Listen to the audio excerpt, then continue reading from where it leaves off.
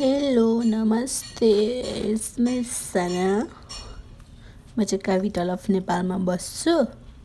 आज हामी मुलाको अचार कसरी बनाउने भनेर रेसिपी देखाउन गइरहेकी छु। फर्स्टमा मुला हालेँ, त्यसपछि चाहिँ मैले यो गेडागुडी मिक्स गेडागुडीको आलु र केरो, हरियो केरो र अर्को सेतो केरो अनि चना राखेँ अनि खुर्सानी यसरी डन्डा भाँचेर राखेँ। एन्ड यो चाहिँ तोरी, यो मसला हो तोरीहरूको यस्तो यस्तो समथिङ के भुटेर बनाएको मसला त्यो राखिदिएँ। एन्ड देन त्यो लामो हो यो। अनि मैले नुन राखेँ। नुन चाहिँ मजाले राख्नुहोस् किनकि पछि अमिलो पानी आउँछ नि त। अनि त्यसपछि बेसार मजाले बेसार राख्नुहोस्। तपाईँलाई कतिको कलर चाहिन्छ। एन्ड खुर्सानी भुटेर खुर्सानीको चिल्ली फ्लेक्स भयो। अब चाहिँ तोरीको तेल तताउने भाँडा चाहिँ इग्नोर गरिदिनुहोस्।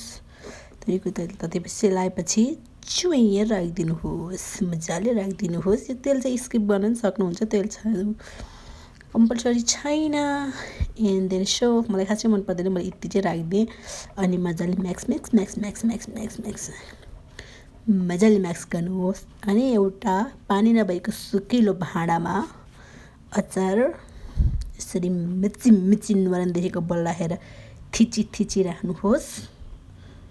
म चाहिँ खासै थिचेको थिइनँ। मिसिङ एन्ड देन म खाँदै रहेको छु है गाइज। ल खाँदै ल यतिको भयो। अझै 6000 माई गड कति दियो हो। ल मजाले गाँसेँ, मजाले राख्नुहोस्। यो गेडागुडी चाहिँ बिचमा पर्ने गरेर राख्नुहोस् किनकि माथि गेडागुडी चाहिँ त्यो उसको अचारको पानी आएपछि आफै फुल्लिन्छ, मिठो आउँछ। बेला बेलामा चाहिँ एक दुईवटा गेडाहरू चाहिँ अचारमा आउँछ। अनि यतिको भएपछि बिर्को मजाले लगाइदिनुहोस्। यस्तो मजाले टाइट लगाइदिनुहोस्। मेहन्दी लगाएको इग्नोर गर्नु मेरो मेहन्दी। अनि यस्तो भयो मेरो अचार। वाउ, कहिले खाने हुन्छ होला यो। अनि मैले चिया पकाएँ, भलभल चिया भयो। यस्तो जाडो छ नि त, पुसमा बनाएको नि त।